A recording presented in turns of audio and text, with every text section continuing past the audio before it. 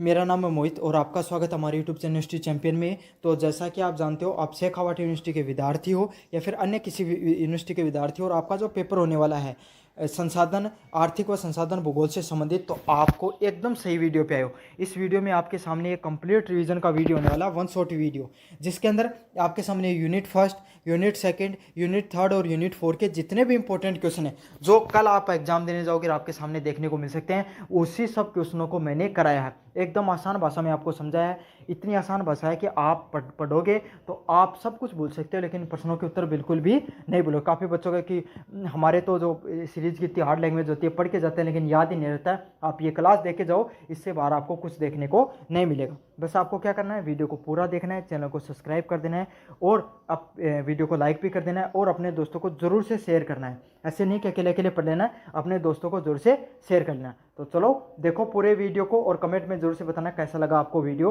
और एग्जाम देने के बाद में भी कमेंट कर देना कितने पर्सन आए थे इस वीडियो से। पूरा वीडियो देखना है, चाहे पर्सन निबंधात्मक रूप से हो चाहे लघुतरात्मक रूप से हो, थे ये पर्सन ने बिल्कुल कर देगा। तो चलो शुरू करें। हाँ, ये वीडियो ने उससे पहले थे चैनल सब्सक्राइब कर दो, वीडियो लाइक कर दो और अपना दोस्ताना जरूर से शेयर कर देना। एक लो पढ़ के गणो ज़्यादा होशियार को जानो, अपना साथ कान भी पढ़ाना चाहिए। पहला प्रश्न है, आर्थिक भूगोल की परिभाषा दीजिए। तो आर्थिक भूगोल होता क्या? देखो पहले ये चीज़ ना यहाँ समझो कि नाम क्या है। नाम ही सब कुछ बेरोपाटा आदमी का कर्म कहें का उसके। आर्थिक प्लस भूगोल, आर्थिक मतलब अर्थ, अर्थ मतलब क्या? पिस्सो। तो અહીંયા की चीज़, અહીંયા को भूगोल जो क्या पे बात करें, जो पिस्सा आर्थिक मतलब भूगोल है, उनको क्या प्रभाव पड़े? भूगोल मतलब जो अपना आसपास की जो घटना घट रही हैं, जो परिस्थिति जलवायु हुई, उनको भूगोल आर्थिक पर के डिपेंड करे, अर्थ पर। जैसे मान लो भूकंप आ गो, समझ में आ गई? बढ़िया एकदम काम चल रहे हो, थारे घर सब बढ़िया व्यवस्था है, थारा इलाका में बढ़िया बिजनेस चल रहा है, बढ़िया लोग खुश है, एकदम बढ़िया बर्थडे मनाया करता। अचानक को क्या हो, भूकंप आ गो, नहीं करे भगवान को। अब क्या हो, सब में ढह फिर से के बहुत ज़्यादा नुकसान हो, समझ में आ गो। अब के फिर से घर को निर्माण करो, बहुत सा लोग क्या होगा कि बीमार वो होगा, पीड़ित होगा। कोरोना को एग्जाम्पल ले लो, सब जो जन को लोगों को बढ़िया बढ़िया धंधो चलिया कर, तो वो भी क्यों थो, चौपट हो थो। तो यो है भूगोल को आर्थिक दृष्टि से क्या प्रभाव पड़ा है, उन्हीं आर्थिक भूगोल के रूप में जाने जा है। समझ में आ गई? अगर भूकंप को एग्जाम्पल भी नहीं समझना तो कोरोना को एग्जाम्पल लेके समझ लो कि जन का बढ़िया बढ़िया बिजनेस चलिया, वो भी क्यों वो घर जाके बैठ का था। तो भूगोलिक परिस्थिति चेंज हुई थी कोरोना की वजह, एक बीमारी की वजह से, और ऊपर अर्थ पर बहुत ज़्यादा प्रभाव पड़े थे। तो यही है आर्थिक भूगोल, वह शाखा है जो मानव की आर्थिक क्रियाओं और संस्थानों संसाधनों के स्थानिक वितरण का अध्ययन करती है। मतलब इंसान के क्रिया कर है और उस के क्रिया और जो संसाधन है उनको वितरण को अध्ययन करें, और यह समझने का प्रयास करती है मनुष्य किस प्रकार संसाधनों को उपयोग करता है और कैसे आर्थिक गतिविधियां भौगोलिक कारकों को प्रभावित करती है। तो ये चीज़ ना बताने की प्रयास करें कि आदमी किस तरीके से संसाधनों का प्रयोग करें।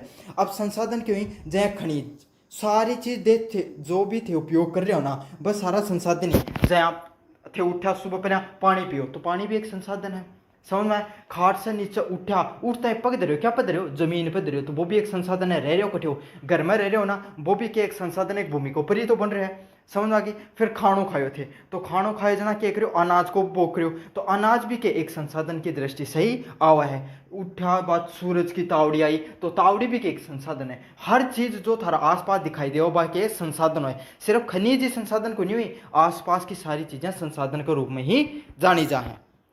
और यो बेरो पाटा है कि इंसान के हिसाब की गतिविधि करे और उससे क्यों है संसाधना पर क्या प्रभाव पड़ा है। जहाँ आप देखो थोड़ा सा दिन पहले गवर्नमेंट की योजना लागू करी, क्या की बोरवेल खोदन की, तो हर जगह देखो गांव गांव में बोरवेल खोद दिया ना। अब देखिए थोड़ा सा दिन बाद में पानी की कमी हो जाएगी। क्यों? इंसान के पास पिसो आगो, हर जगह बोरवेल खोद दी, अब कोई ने ध्यानात को नहीं, पानी डोला जाएगा और फिर एक टाइम आओगे जब अपने आसपास पानी की कमी हो जाएगी।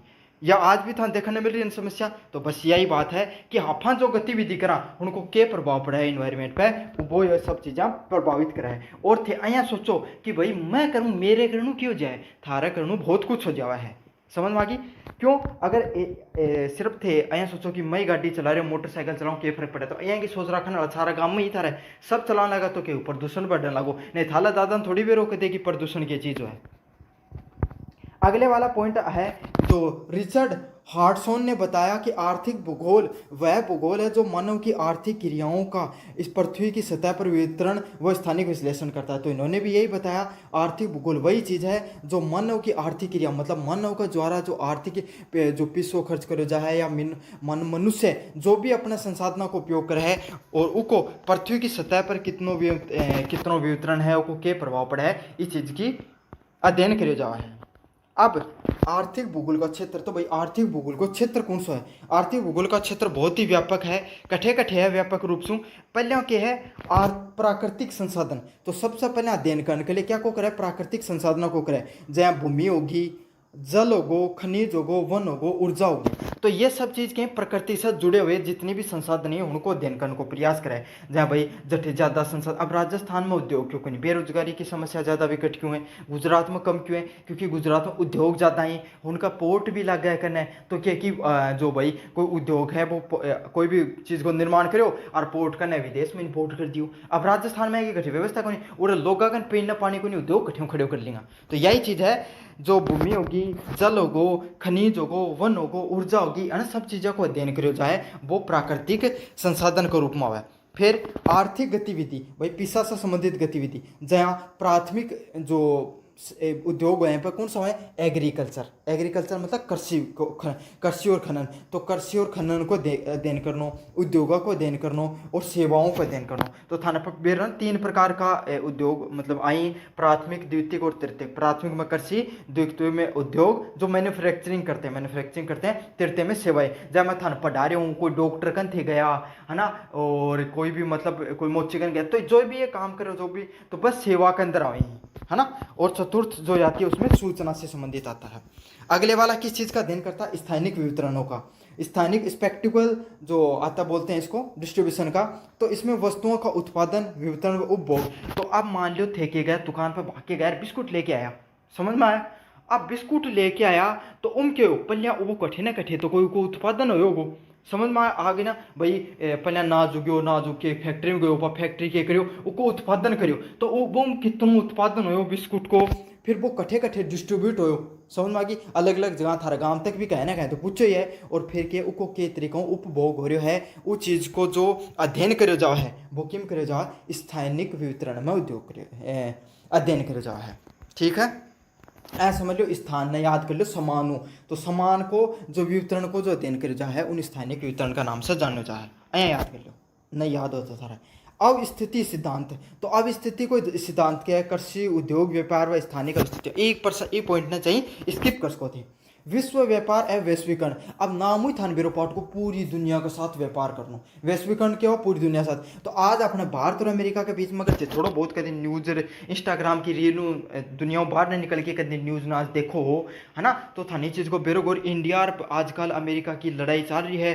इन्होंने ट्रंप है मैं 25% ट्रैफिक लगा दूंगा, भारत का मैं कौन मानूँ तेरी बात, चल रही है ना लड़ाई है ना। कदे भारत चाइना के साथ लड़ाई कर ली है कि भाई थे टैक्स करो कम, ये सब लड़ाई पाकिस्तान अफा के कर रहे हैं, क्रिकेट मैच कौन खेलने दे रहा। तो इको मतलब क्या, अफा उनको उद्योग के कर रहे हैं, प्रभावित कर रहे हैं। तो यही चीज़ है, दो देशों का बीच में आर्थिक अंतर संबंध हुई ना, उनके कहे जा है विश्व व्यापार कहे जा है। यहाँ भी नहीं समझ में आवे थे थाला पड़ोसी कन के करो लड़ाई होगी, थारे गाँव में 2 पड़ोसी हैं थालो और एक साथ थारी लड़ाई होगी। पहले क्या करता, कोई मान ले कोई थार घर कोई सामान कम हो जाए तो कदे दूध कौन दियो थारी का, तो खाद्य पड़ोसी कन जाके लिया था, समझो चाय लिया था। कदे कमी कोई भी चीज़ की सामान कमी होती करना भाग्य से बोल के चाय लिया था, कोई भी सामान चाहे तो वो लिया था। अब थारी लड़ाई अब थोड़ी लियो कौन लिया ना, तो यही है। इन्हें क्या बोले जा? वैश्वीकरण बोले जा है। समझ आ गई? दो देशों का बीच में जो आर्थिक उद्योग को लेन देन है उन्हें क्या बोले जा है? वैश्वीकरण बोले जा है।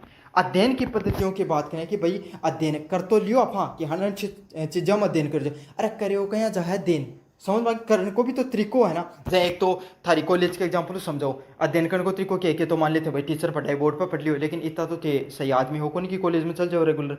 फिर के कर्स को थे और उसका कि कोई सीरीज लाके पढ़ रहे हैं कई बालक, लेकिन सीरीज में लैंग्वेज है कि समझ में को नहीं रही। फिर थे कठिया लास्ट में भाग्या 1-2 चैनल पर बस देखा इंपॉर्टेंट क्वेश्चन कोई नहीं बात में नहीं, फिर आए थे यूनिवर्सिटी चैंपियन पे और पढ़ के पास भी होगा। अगले वाला पॉइंट क्या है? क्षेत्रीय पद्धति। तो रीजनल अप्रोच क्या होती है? किसी विशेष क्षेत्र की आर्थिक गतिविधियों का विश्लेषण करना, मतलब एक कोई क्षेत्र है उके उठे जो आर्थिक गतिविधि उठे के हिसाब को उद्योग कार्य उका बारम थाने के करनो है विश्लेषण करनो के अलावा है आपको क्षेत्रीय पद्धति के नाम से जाना जाता है। जहाँ अपने आस पास से कौटिक आसपास क्षेत्र में देश को हो जो क्षेत्र है नौलगढ़ उठे के सीमेंट को उद्योग चालू है ओयो ना चालू। तो अब मान लो जो आदमी है एक जनो पूछो थारम कि भाई उरा कितनो सीमेंट को उत्पादन हुआ है, इस चीज के बारे में आप ज्ञान लेगा तो क्या हो उनके कहा क्षेत्र पद्धति का नाम से जाना जाए कि भाई कोई एक क्षेत्र का बारे में थे अध्ययन कर रहा हो। अगला क्या है व्यवस्थात्मक पद्धति। व्यवस्थात्मक पद्धति क्या है किसी विशेष आर्थिक क्रिया जैसे कृषि उद्योग का वैश्विक स्तर पर अध्ययन करना। तो व्यवस्थात्मक पद्धति क्या है सिस्टमेटिक पद्धति, मतलब અહીંયા को थे नियम और कायदा बना दिया जिससे सिर्फ थारक मतलब जो नौलगढ़ में सीमेंट के उत्पादन हो रहे हैं ना इन पे थे अध्ययन कौन कर रहे हो, बल्कि पूरी दुनिया में कितनों सीमेंट को उत्पादन हो रहे हैं उसका बारे में अध्ययन कर पा रहे हो। तो वो क्या को अध्ययन है वो व्यवस्थात्मक अध्ययन है। अब અહીંયા तो आपको नहीं 4 पर 9 पूरी दुनिया का थे अध्ययन कर होगा कौन कर ना एक पूरा नियम कायदा सिस्टमेटिक रूल फॉर्मूलार ऐसा बनाना पड़ेगा जदि तो कर सको ना। बस यही बात है उनके बोली जाए व्यवस्थात्मक पद्धति बोली जाए। अगले वाला पॉइंट है स्थानिक विश्लेषण। स्थानिक स्पेक्टिकल एनालिसिस बोला जाता है इसको। मानचित्र आंकड़ा मॉडल की सहायता से आर्थिक गतिविधियों का विश्लेषण करना स्थानिक वितरण के नाम से जाना जाता है। समझाऊं था आजकल थे सुनता होगा न्यूज़पेपर में कि जीडीपी ने की बहुत शानदार ग्रोथ, जीडीपी भारत की भाग्य जारी है, आदमी पीछे जाए जा रहे है। थाला पापा जी खाने पीसा तो पहले भी बहुत ही घना कमाया करता लेकिन पहले बच्चा करता, आजकल बड़ा बच्ची को नहीं रहा। समझ रहे हो ना क्यों कौन बच रहा है क्योंकि टैक्स ज़्यादा लग रहा है आज के टाइम में।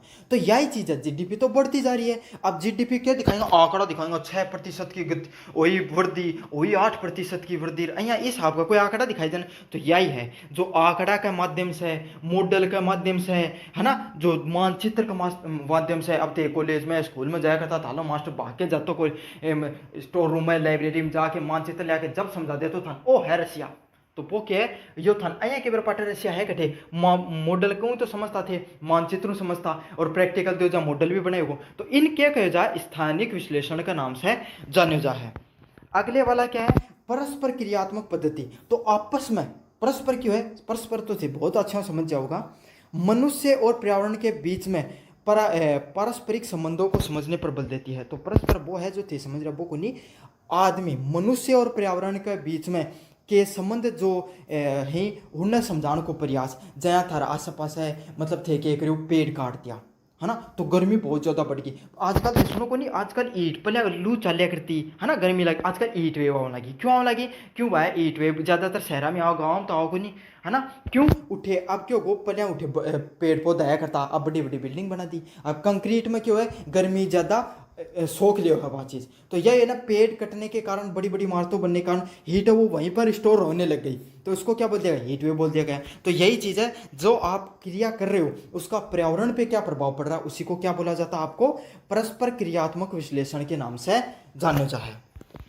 आप कंक्लूजन की बात करें आर्थिक भूगोल मानव के जीवन से अत्यधिक जुड़ा हो। तो भाई અહીંયા है कि भूगोल पर जो गतिविधि होंगे जो उद्योग चलेगा यदि 2 रुपया कमाओगा यदि तो थे कोई बढ़िया काम कर सको ना। तो यही है जो ये स्पष्ट करता है कि भूगोलिक कारक जैसे जलवायु स्थल रूप संसाधन आर्थिक विकास को कैसे प्रभावित करते हैं। तो कि जो आज जलवायु बढ़िया है अब थे सोचो गर्मी में ज़्यादा इंसान अब बढ़िया मौसम चालू एकदम बीच को सुना सर्दी ना गर्मी अब ज़्यादा पढ़ना मन करे सर्दी में ज़्यादा पढ़ना मन करे इस टाइम में करे ना। तो यही है जलवायु होगी स्थल रूप होगी संसाधन होगा हणक ये अपने जो विकास है आर्थिक विकास है पैसा को विकास है उनके सब प्रभावित करें एक अध्ययन है आपको सामने क्या कहे जा आर्थिक भूगोल के रूप में जाने जाए। तो मैंने उम्मीद है कि मैं थान एकदम बिल्कुल बेसिक से हर चीज़ समझाइए उम्मीद है कि थारा हर चीज़ समझ में आ जाएगी। धन्यवाद। पर्सन है इनके बताया गया कि लो इस्पात उद्योग भारी उद्योगों में मतलब जो बड़ा बड़ा उद्योग हैं उनकी श्रेणी में है इसकी स्थापना अनेक भूगोलिक आर्थिक एवं सामाजिक कारकों पर निर्भर करती है। तो इको जो निर्माण है जो की स्थापना है वह अलग अलग प्रकार की भूगोलिक जो आर्थिक गतिविधि उन पर निर्भर कर है। ठीक है इसकी अवस्थी को प्रभावित करने वाले प्रमुख कारक कौन से तो कौन सा कारक पे निर्भर करे क्यों बड़ो उद्योग है हर कट्ठे तो थे लोक उद्योग को देखोगा ऐ की जगह देखो जो मान लिया झारखंड में ज़्यादा है समझ में आ गया आपको छत्तीसगढ़ हो गई उड़ीसा की उठीन की साइड में ज़्यादा है भाई राजस्थान में क्यों को नहीं आज इस चीज़ का बारे में आपा पढ़ाई करांगा है ना। तो सोचो कि माला गाँव में कहीं कौन लाग रहे हो उद्योग तो आप बेरो पार जाओ क्यों कौन लाग लो पहले कच्चे माल की उपलब्धता। तो कोई भी चीज़ बनाने के लिए तो हरकन क्यों होनी चाहिए, कच्चो माल तो होना ही चाहिए। नई माल होगो जाए के चीज़ बना दो कहते, सीधी बात है ना। रोटी बनाने के लिए कम से कम ग्राम